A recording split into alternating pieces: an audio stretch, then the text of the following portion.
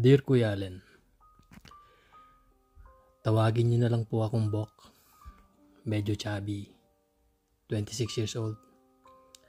Maputi, 5'7", at sakto lang ang itsura. Ang ikukwento ko ay tungkol sa pamangkin ng aking boss na si JC. 5'9", kaymanggi, fit ang katawan dahil mahilig mag-basketball at may pagka bad boy ang datingan niya. 20 years old. Di siya kagwapuhan pero dahil maangas ang datingan niya, ang lakas ng appeal niya sa mga babae at mga bakla. College student si JC sa isang sikat na school sa Taytay Rizal. Mahilig uminom si JC. Isa yun sa napagkakasunduan namin. Lagi kaming umiinom kahit kaming dalawa lang. Stay in kasi ako sa work ko.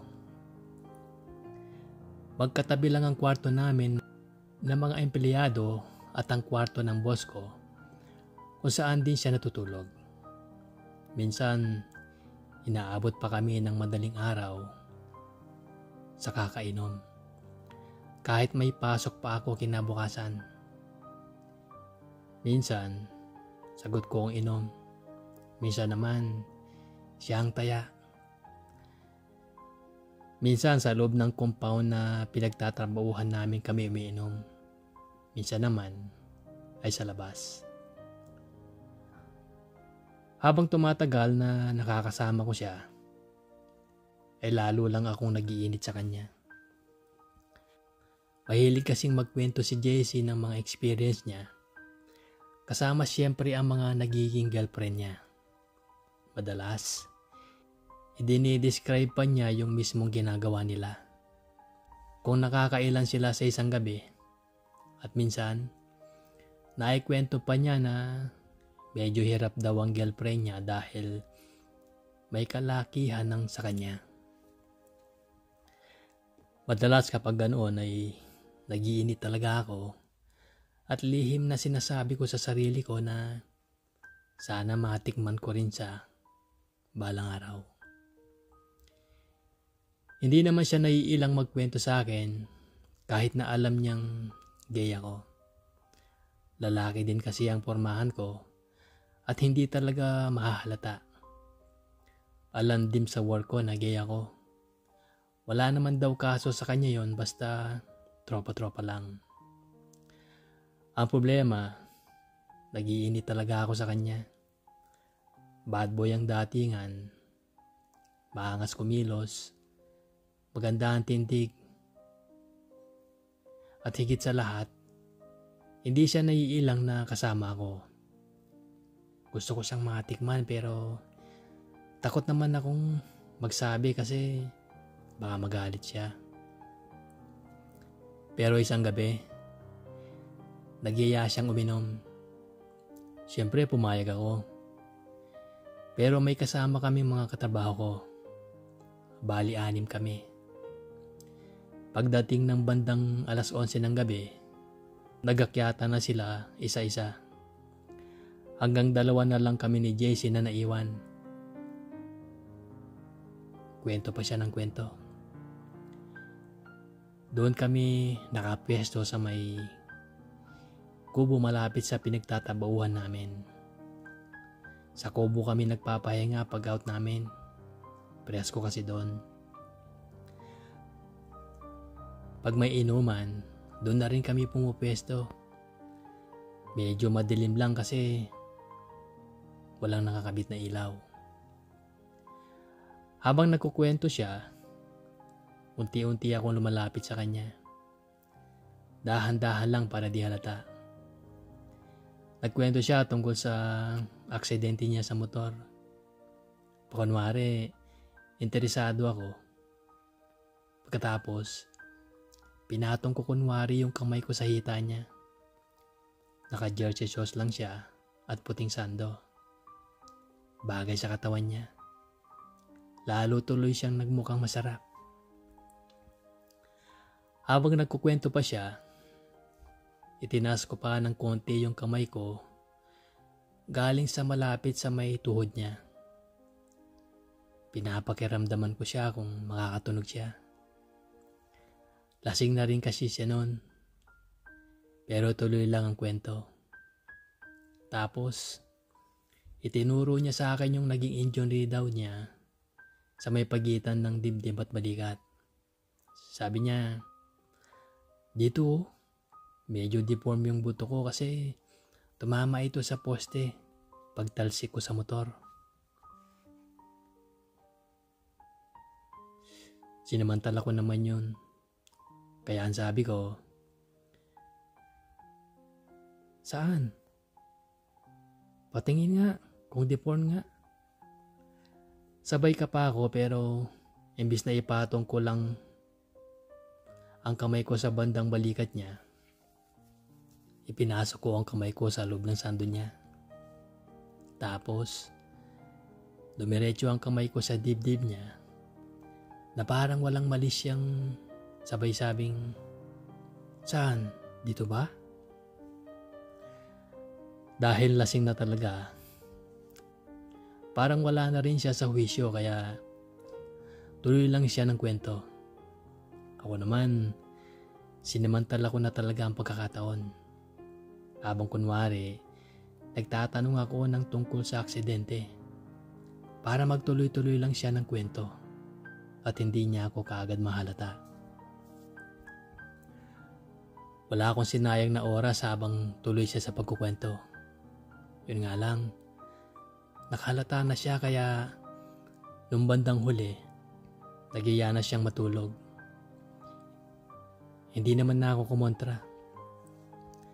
Baka kasi pag nagpilit ako, ay mailang na siya sa akin. Pag-akyat namin sa taas, ay diretso kaagad ako sa CR para alam nyo na. Inimagine ko ulit yung nangyari kanina. Init na init talaga ako. Ang sarap sa pakiramdam. Ganoon kalakas ang tama sa akin ni JC. Simula noon, mas lalo nang tumindi ang pagnanasa ko sa tropa ko na malabad boy college student. Madalas nakakasalubong ko siya na nakashorts lang at walang pang itaas.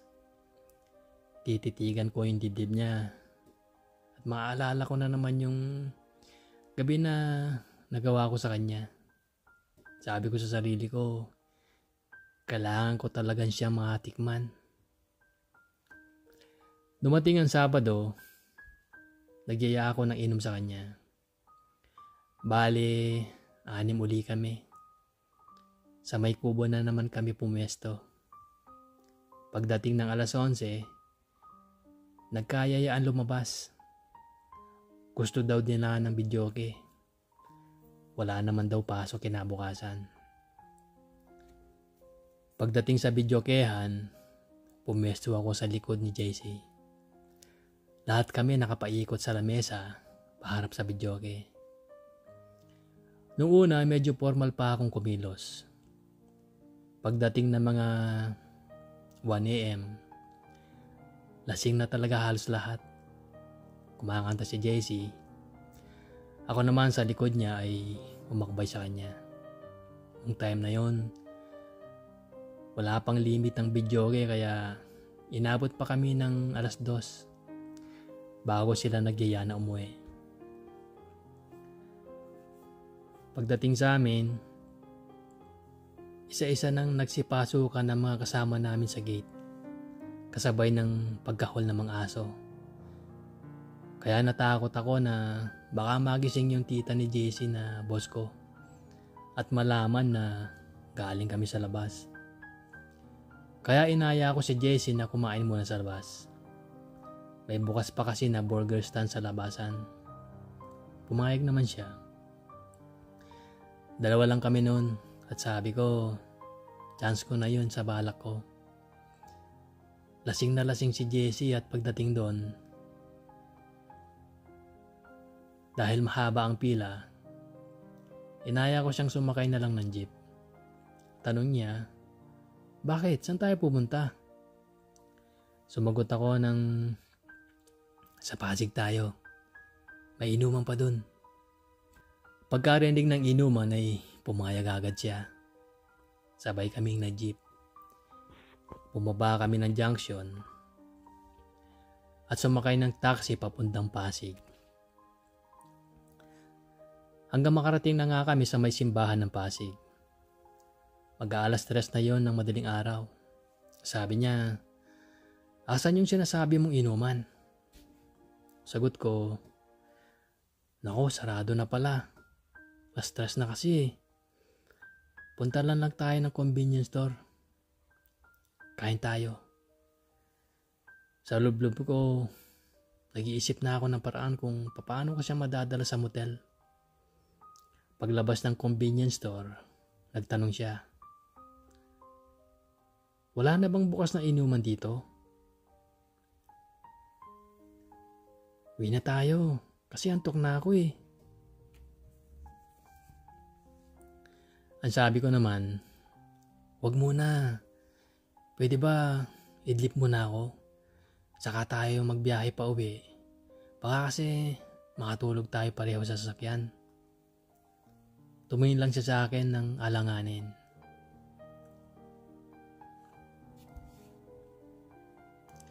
Kaya nga uwi na tayo para makatulog na tayo pareho. Ang sabi niya. Ang sagot ko naman ay, mamaya na, samahan mo muna ako. At nagtanong siya, saan naman? Pumara ako ng taxi. Sumakay kami. Sabi ko sa Bagong Ilog. Tinuro ko lang yung direksyon sa driver. Hanggang makarating kami sa isang motel sa Bagong Ilog, Pasig. Kumuha ako ng kwarto. Habang si JC ay nakatingin lang sa akin at walang imik. Pagpasok ng kwarto, ay ang lakas ng kabog ng dibdib ko.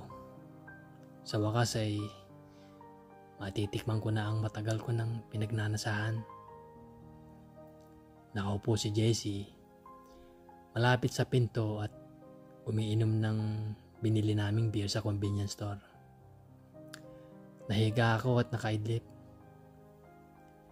Pagising ko ay nakahiga na rin si JC sa tabi ko at natutulog. Doon ko na isinagawa ang pakay ko.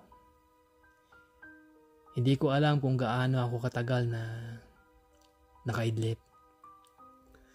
Kaya wala na akong balak na aksayahin pa ang natitirang oras namin sa motel. Agad ako lumapit sa kanya at yumakap pa kunwari. At doon ko nasimulan ang matagal ko ng pakay sa kanya.